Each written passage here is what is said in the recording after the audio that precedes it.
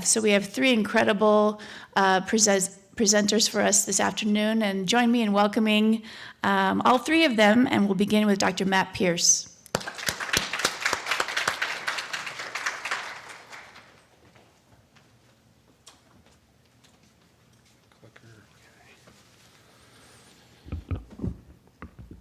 Well, good afternoon. Thank you, Patty, for that introduction. Thank you, Sarah and Sunu, for being on this panel this afternoon. And I want to thank you for the work that you've already done on Oklahoma women, because I really feel like that I'm in your shadow and following in your footsteps, because your work has helped me make sense of a project that I've seemingly have fallen into. And as we were talking beforehand, the work that you're seeing today is very much a work in progress. And it is a project that I have really fallen into. I'm going through various working titles for this project, and so you're getting a different title today. A Daughter of Dixie on the Southern Plains, The Political Life of Ruth Clement. I've also been tinkering with Behind the Flag, The Political Life of Ruth Clement, but A Daughter of Dixie for some reason today kind of rings true. I want to start by talking about how I got interested in this project. As Patty noted, I'm a historian of the American West, of the environment, and of historic preservation. And this is a project that I've literally fallen into in part because of my professional obligations. About a year ago, on April 2nd, 2025, we commemorated here at the History Center the 100th anniversary of the Oklahoma state flag. And work for that event involved hosting an event at the History Center. We worked on a short documentary. I prepared a short encyclopedia entry, and there's some other things as well, podcast episodes, a lot of things. And that work commemorating the current state flag required at least briefly acknowledging Oklahoma's first state flag, pictured right here to my right. Approved by the Oklahoma legislature on March 2nd, 1911, the flag is distinguished by a red field and a single white star edged in blue, and in the center of that star is the number 46, signifying Oklahoma's admission as the 46th state. Now, critics of the design argued that it was unpopular and failed to convey Oklahoma's distinctiveness. Quote, "The fact that Oklahoma was the 46th state to become a member of the federal union was merely incidental," one critic noted. The flag's red field also got caught up in the turmoil of the first Red Scare following World War I, with the Oklahoma Education Association referring to it as, quote, "the red rag of sedition."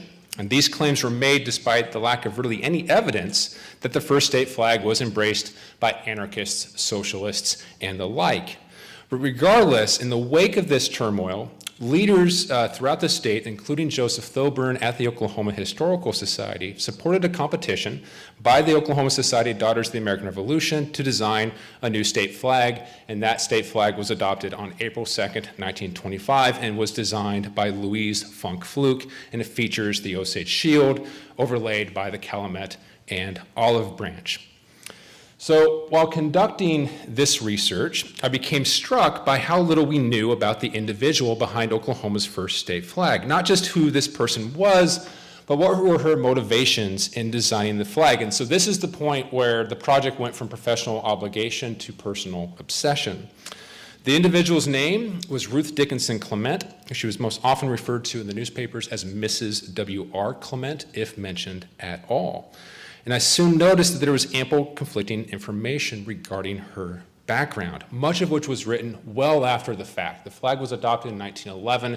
A lot of the publications coming out about the state flags were published well after that. And also more interesting, given that I work for the Oklahoma Historical Society, I was finding that Joseph Thoburn was the primary culprit behind some of this conflicting information. The main source in question was a letter that Thoburn wrote in 1939 describing the history of the state flag. And this letter was later published in a 1985 issue of the Chronicles of Oklahoma, with only a minor editorial note that, quote, "it provides an interesting insight to the adoption of the Oklahoma state flag." And so a few claims and omissions stood out while I was reading this letter and continued to do additional research. First, Ruth Clement was not mentioned by name. Second, she was dismissed as a recent arrival to Oklahoma City. Thoburn wrote that she arrived only a year or two after Oklahoma became a state. Several other sources would perpetuate that claim, including Ruth's own obituary in the Tulsa Daily World in 1953. Third, Thoburn referred to Clement as, quote, restlessly ambitious in a social way, which I take that he did not necessarily take her work seriously. They likely crossed paths, although I don't have any evidence of them ever corresponding with each other. But what we do know, I guess, what do we know about Ruth Clement? Certain details of her private life, especially her early years, are difficult to document. And I think the absence of this documentation concerning her early life suggests that her upbringing in post-Civil War Kentucky was difficult and perhaps signifies a family that struggled to get by. But what I found striking was that much of her public life in Oklahoma is well documented if you just know where to look. And also, the more I dug, the more I found that designing the first state flag for Oklahoma was in some ways a minor contribution to a minor aspect of her overall work, because at that time that she designed the state flag, she was also, you could argue, one of the most influential women in Oklahoma state politics due to her position as president of the Oklahoma Division of the Daughters of the Confederacy, or UDC, which was perhaps the most powerful women's organization in the southern United States at that time. Her work is chronicled in state newspapers, UDC bulletins, meeting proceedings. One Oklahoma City newspaper editor gave her the title of, quote, president of the We Do Things Club. So what do we know about Ruth Clement? We know she was a native of Southwest Kentucky, born December 20th, 1873 in Caldwell County. We know that she was an only child, or at least the only surviving child, of William and Louisa Dickinson, who had married in 1871. What little we know about William comes from Ruth's own efforts to document her Confederate heritage. William served in a Confederate cavalry regiment. She also had two uncles who served in the Confederacy. We know that by 1889, as prospective settlers flooded the unassigned lands of Oklahoma Territory, Clement was living in the Chickasaw Nation Indian Territory, first in Marietta and then in Ardmore. She was about 16 years old at the time, having first lived in Gainesville, Texas, before moving north of the Red River.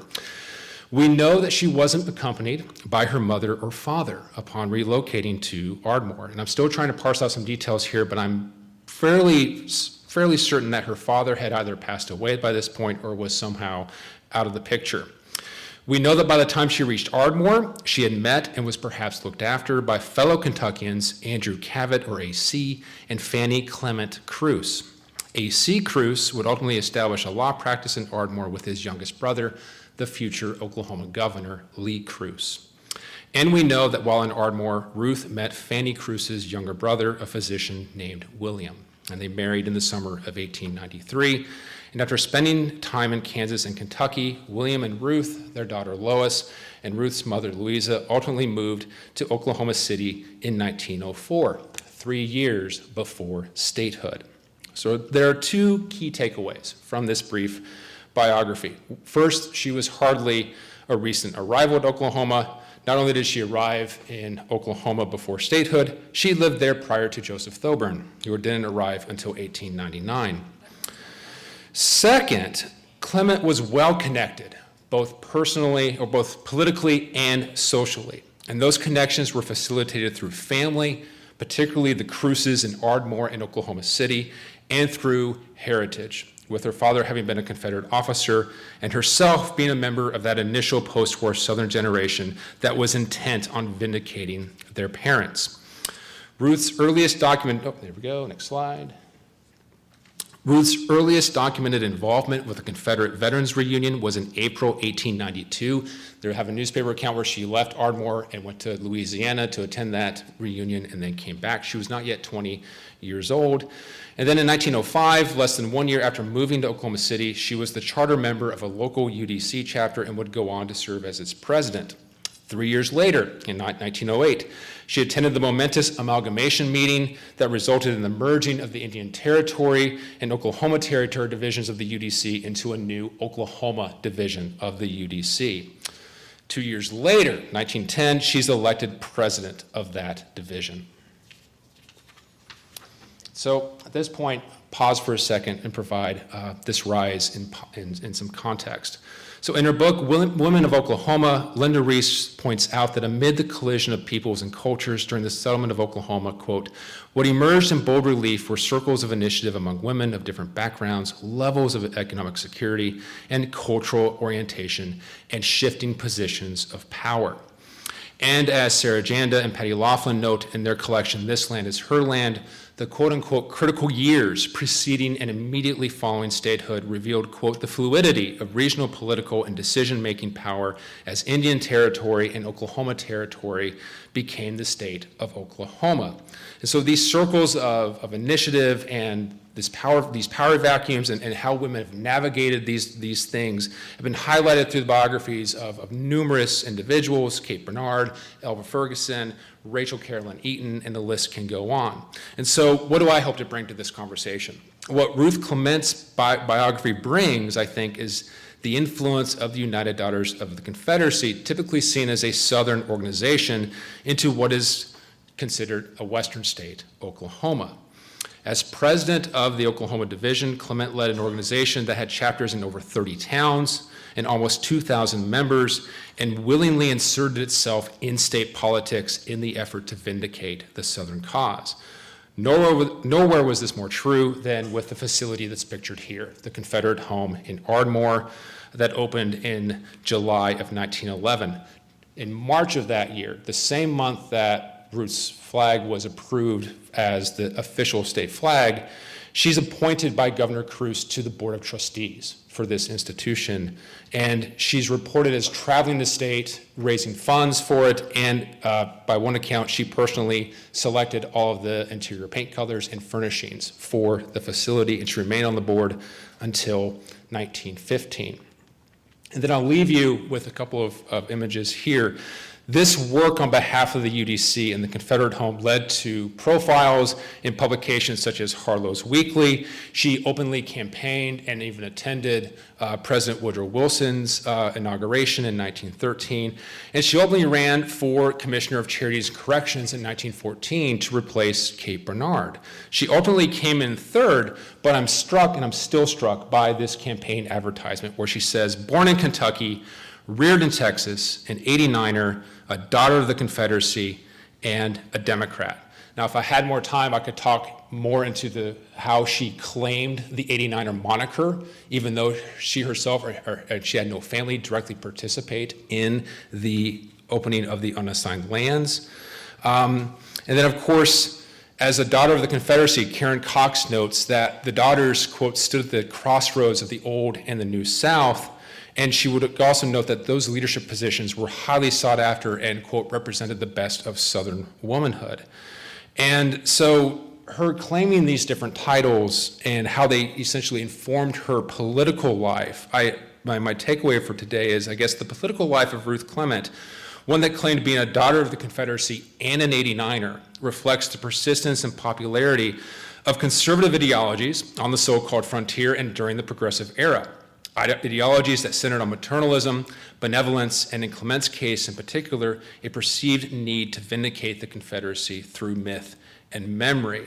Designing a flag was but one space for Clement to express a political activism rooted in what Karen Cox would call Confederate motherhood, in a manner that did not necessarily challenge traditional gender norms and expectations. Thank you.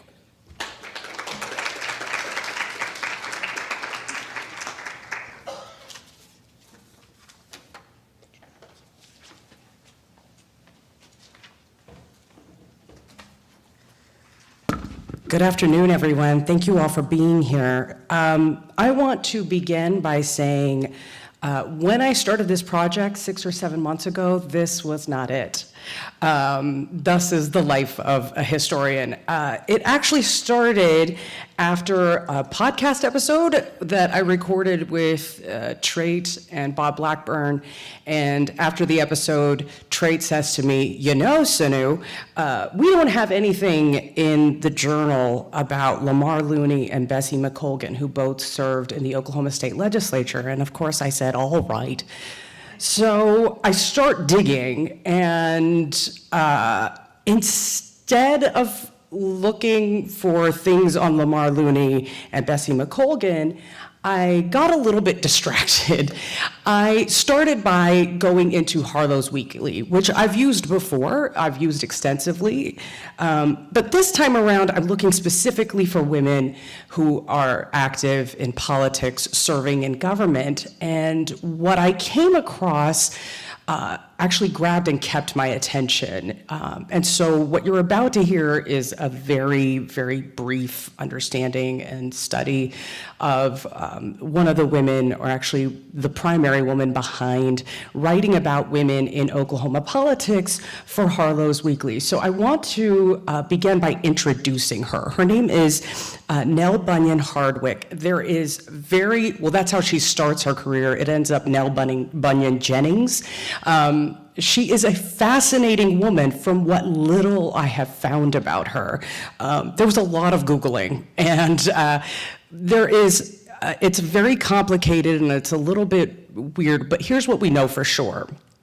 She was raised in she was born and raised in Oklahoma Territory. She begins her career as a journalist right out of high school. She begins by writing for the Guthrie Daily Leader. She worked as a society columnist. Eventually she becomes a music editor, and she does this for multiple newspapers, not just for the Guthrie Daily Leader. And then in the middle of all of that, you notice, if you search her, that she's also the author of the Handbook for Women Voters, which was published in 1925. One of the things that I came across in Harlow's Weekly is her name appearing nearly every week for well over 20 years. When we talk about Harlow's Weekly, for those of you who aren't familiar, Harlow's Weekly was founded by Victor Harlow, who had established a printing business first in Oklahoma City, and then he begins a newspaper that was first published in 1912, and then published for 3 decades until January of 1940. Victor was the president, his brother was the editor, and the purpose of the paper was to provide, as they would claim, a bipartisan report of Oklahoma politics. And this newspaper included semi-regular columns such as Oklahoma at Washington, Oklahoma Indian Affairs, and Oklahoma Women in Politics. When I started to see Oklahoma Women in Politics appear regularly, what I realized is Oklahoma Women in Politics actually replaced Oklahoma Indian Affairs as a regular column. And so my interest was trying to examine who this woman was and what she was writing about. So when we talk about Oklahoma Women in Politics, this is typically what you would see with these articles. Usually a picture of at least one woman that is being centered or focused or brought attention to in an article. And when we talk about the length or the history of this publication, it begins in June of 1920 and goes on until almost weekly until February of 1938. There are a couple of weeks that the article or the column isn't published, and a vast majority of these columns are written by Nelly Bunyan Jennings. These articles are incredibly important as they focus primarily on political activism as opposed to just suffrage. And that's what's really important here. She writes about women's activity in political parties. In fact, her initial columns are about women who are traveling across the country to participate at the national level for the Democratic Party, every once in a while for the Republicans. She also talks about women who are running for office, how important it is that they run for office. She also talks about club women's activities. And as those of you who are familiar with women in politics and the long history of it, you know that the heart and soul of women's political activism begins with club activities, right? And so she doesn't shy away from that either. She talks about and repeatedly addresses this idea that club women are still vital to women's political activism. So when I talk about this particular column and what it is that I'm looking for, I went through literally every single one of the columns over the course of 20 years. And I highlighted in particular things that she wrote, things that she said that I thought got to the heart of what she was trying to accomplish with this column. In one particular issue, this is in May of 1921, she writes this: "It appears at this writing that there is nothing left for the women to do except to be good losers." You know, she's talking about how women were voting for a specific school board election and it didn't go their way. She's not calling all women losers, let's just be clear on that. Okay. "They must not be discouraged over a failure to get through their program in this first encounter with the legislature since suffrage. Politics is a series of ups and downs, of winning and of losing. The feminine contingent in Oklahoma has enjoyed a long day of favors, and luck will change even to temporary adversity after a while in everything. It was a generous fate that gave the women a representative in the National Congress and 2 members of the legislature." So she's talking about Alice Robertson and, of course, Lamar Looney and Bessie McColgan. But what she does over the course of these many years with this column is point out that political activism isn't just the vote. Political activism is every day. Political activism is in conversations. It's in running for office. It's in organizing. When I looked at her work, what I realized is, and what I'm hoping to explore more, is the role of women in journalism and how it's directly connected with women's political activism. So I'm not just limiting myself to her, but I'm using her as a window of trying to better understand what women's activism was, how they defined it, and how these women in particular, these women journalists, we're also inspiring women, encouraging women, pushing women to become much more engaged in, at the very least, Oklahoma politics. And we see how that evolves from the late 19-teens, especially through World War I and beyond. As I continue this project, one of the things that I'm hoping to find is how these women have a direct impact, not just on women, but also on larger Oklahoma political trends as well. Thank you all very much.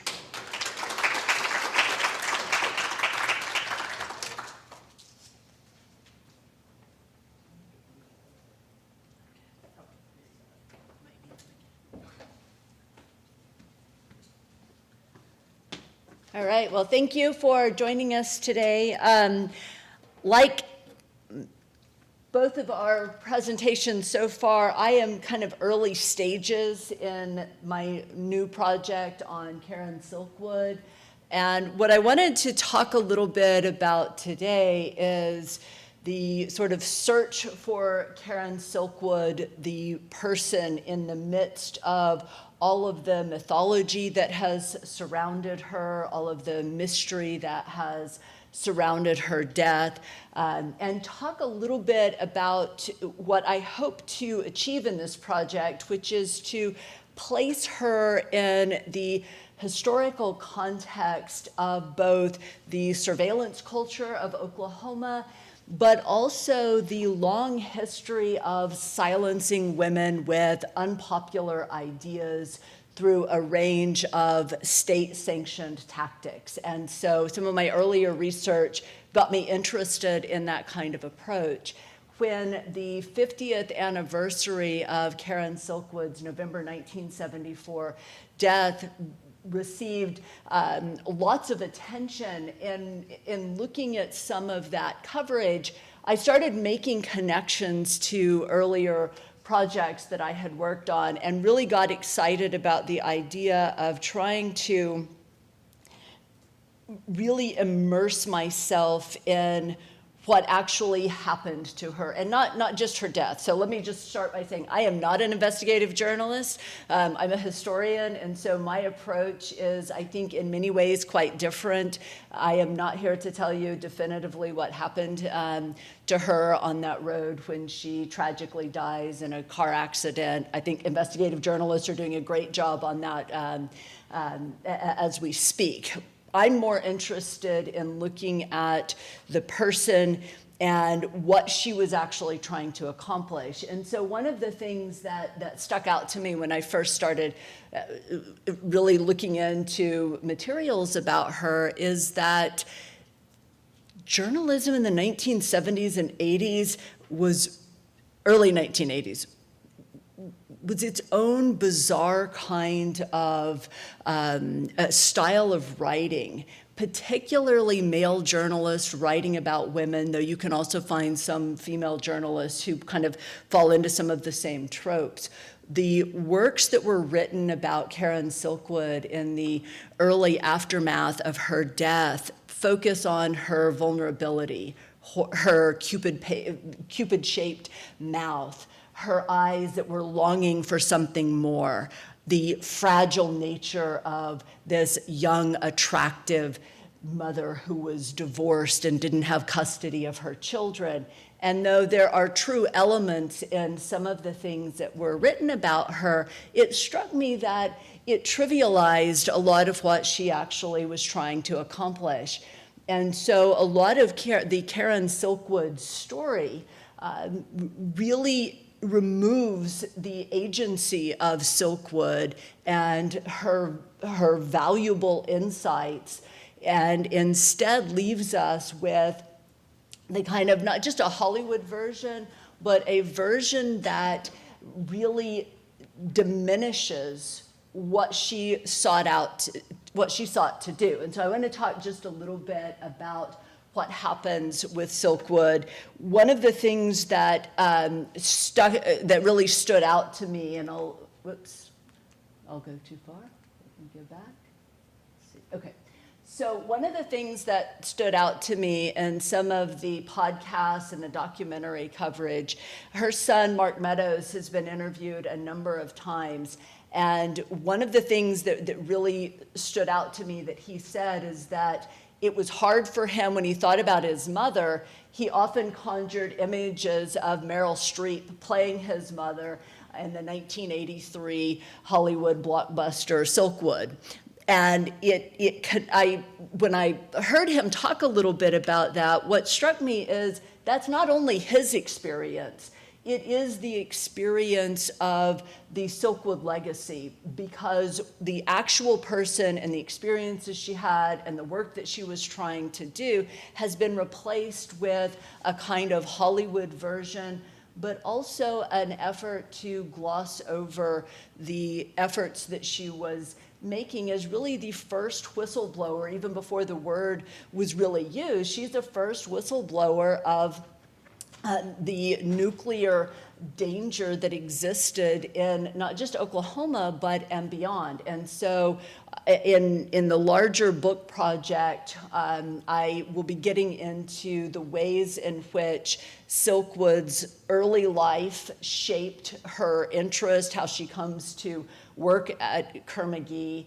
and the things that she begins to kind of pick apart in the lax safety regulations and in the ways in which she becomes an activist by deciding she's going to be a union rep. She's the first woman in that position.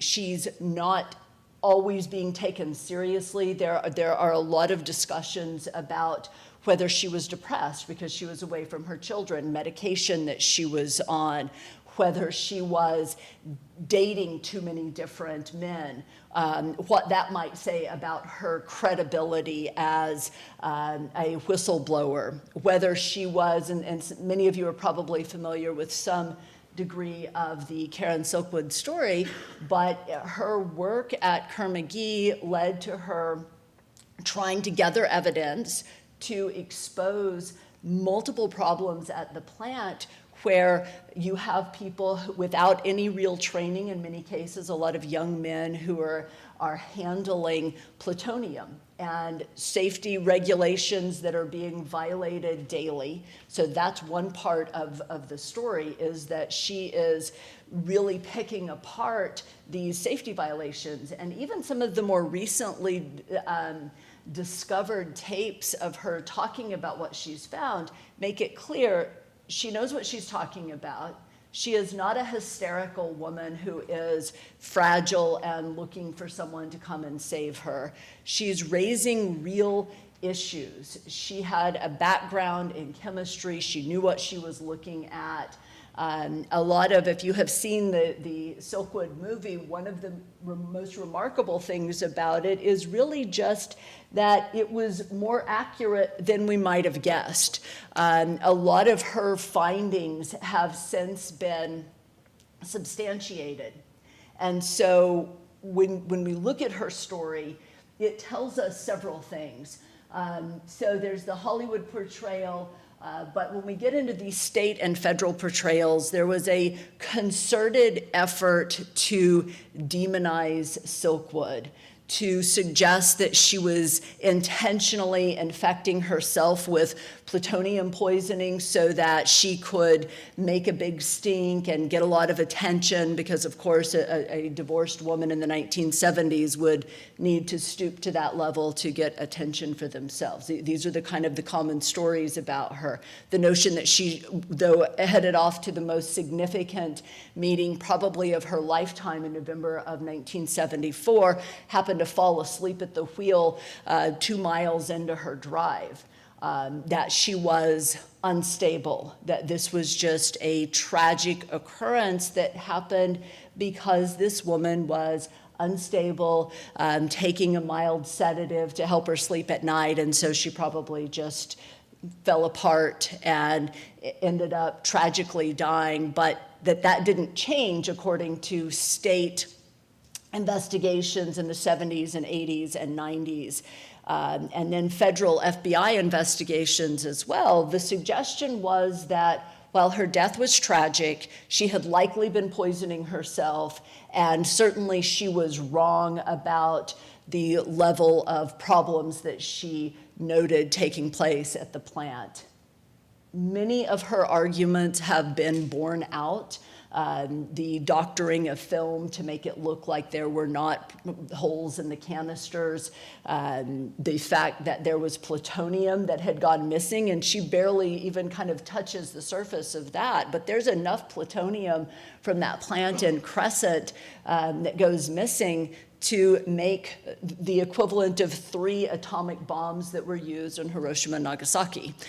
So these were not kind of minor things. We also learn in new details that have emerged that there is a surveillance machine in Oklahoma that in fact was not fully eradicated in 1973 when Governor David Hall took office and dismantled the Office of Interagency Coordination. Instead, what happens is a lot of that goes into a private force made up of police officers in an intelligence unit where they were using unlawful means to record and surveil people. And that gets tied directly to some of the allegations, turned out to be accurate allegations, Silkwood made that she thought that she was being followed.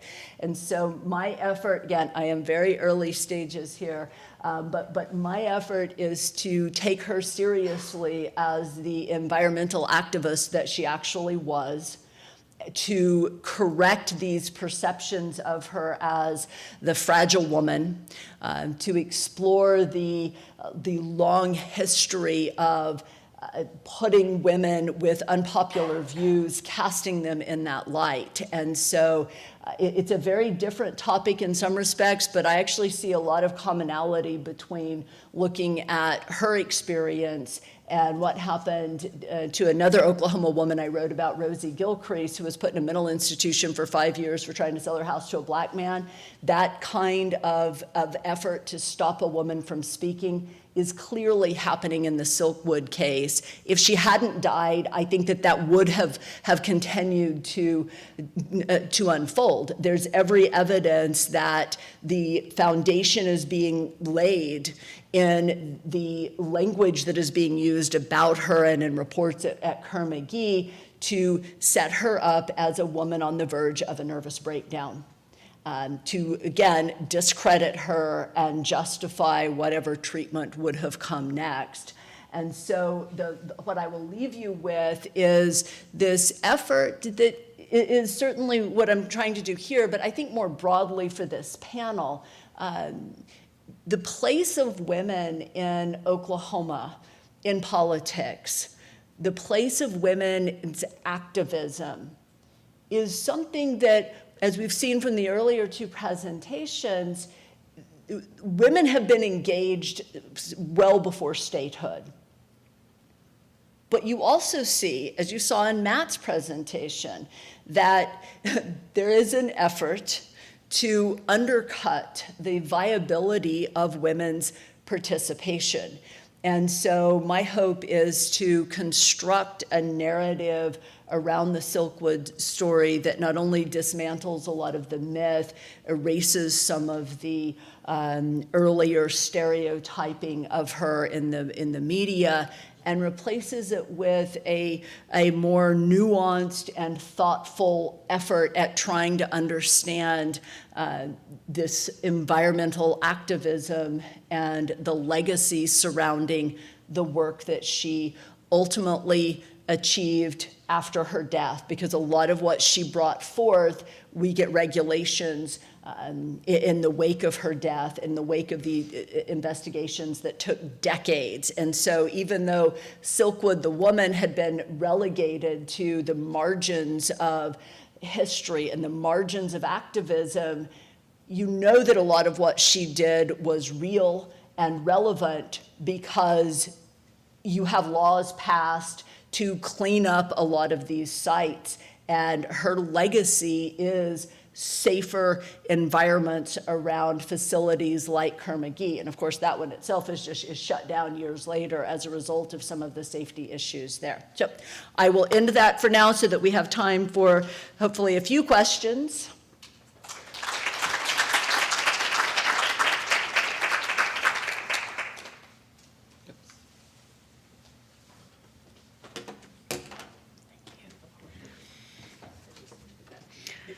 Wonderful presentations, and so we want to make sure we save time and have questions for all three of our panelists, and Jennifer Lynch from the Women's Museum in Ponca City will help with our Q&A.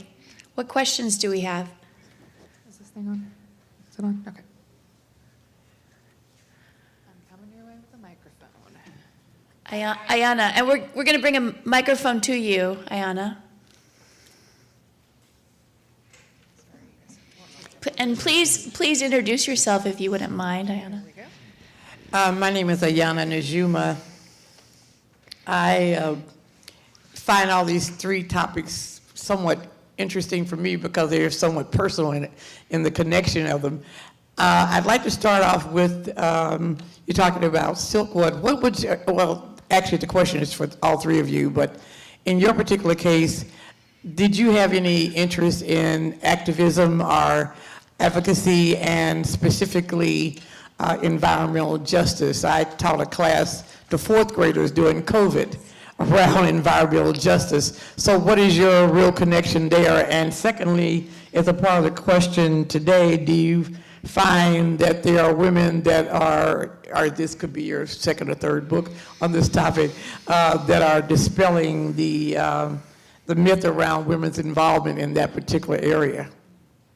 That's the first question. Okay, so thank Thank you for your question. I have long been interested in women's activism. So environmental activism is I'm kind of branching off from some of my earlier work. I've done a lot more focus on indigenous women's activism, women in politics more broadly. But I got interested in Silkwood's work because of what I could see as this kind of negative portrayal of her. And so a lot of my work on student activism in the 1960s and 70s kind of dovetailed with the rise of the Ban the Bomb movement. And so in that way, I started seeing connections between that and earlier work that I have focused on. The second part of that question has to do with, you were talking about the way she was viewed in the media for purposes of this conversation, a chauvinistic perspective. Do you find that as you continue to do the work that I guess what men are writing about today are women seen in a different mindset, or showing themselves in a different mindset than they were in the 70s. The 70s, when she was talking about this issue, was the beginning of the women's movement. Women were being more vocal, being terribly outspoken. Do you think that was one of the reasons why, at the end of the day, her story was told in such a minimalistic way? I absolutely think that that backlash against women being outspoken is part of that in the 70s. Part of it, frankly, too, is a style of journalism that is not the case anymore. Those of you who saw the 50th anniversary of Silkwood's death received a lot of attention, especially within the state of Oklahoma. And there was some fantastic coverage that was done, not all of it by men, but a lot of it, and it was great. You did not have that. There was this there is I think a deep and genuine desire by current investigative journalists in Oklahoma to uncover what happened in her death and to give her son and the rest of the family the peace of mind of just knowing exactly what happened. And so I don't detect that same, not that sexism's dead, but in this case, I do not see that in the coverage of her that has been going on in the last several years. Even during that particular time, were there any journalists that were more balanced in terms of telling her story than you saw with most of the journalists? And let me also say, we want to make sure we'll respond to this question, but Jennifer, let's also go No to, problem. to other questions. So. And there were some, to answer your question. And then there are no other questions, Ayana. No, here we go. John. And introduce yourself, please. Sure. John Truden, Sul Ross State University. I actually have a question about Silkwood as well. So I'm sorry. Okay, wait a minute. Let me try one thing. Let me ask you, John, what are your questions for Matt and Sunu first? And then you can ask your Silkwood question. How's that? Okay. I'm okay. I get to be the moderator, so that's my question here. Fair enough. John, what questions do you have from Matt and Sunu, Okay. and then the Silkwood? I got one for Matthew. All right. You're making me work, John. Come on. Yeah. I'm sorry. And will you be available later to talk for a few minutes? All right. It's a great project. We know it is. It's a great project. So I'm actually really interested in the Confederate nationalism aspect of Matthew's work. I wrote a biography of Charles Carter, who was a U.S. Representative. His mom, Serena Carter, was heavily involved in establishing the Confederate Veterans Home. I mean, do you notice? It almost sounds like the person you were talking about, Ruth Clement, runs in the same circles. I mean, if she knows Lee Cruz. Very much the same circles. And so, and even to kind of piggyback off of like the earlier question, like how we got interested in this and with activism. So I was initially thinking that there wasn't much to this story, and then it was the Cruz connection. I think I was doing newspaper research and it was figuring out, I think I came across something that, she was at she was at Mrs. A.C. Cruz's, and it was Fanny Clement, and I'm like, wait a second. And then did the connections, and so that's, because one of the things that I was always trying to figure out was how did she get into the room? How did she was able to even get to a point where she could say, hey, here's a flag, approve it. And it was that connection with Lee Cruz. And then I haven't yet had a chance to go through Lee Cruz's, like the governor's collection, his collection at the state archives. There's some stuff with the Confederate home that I need to get to.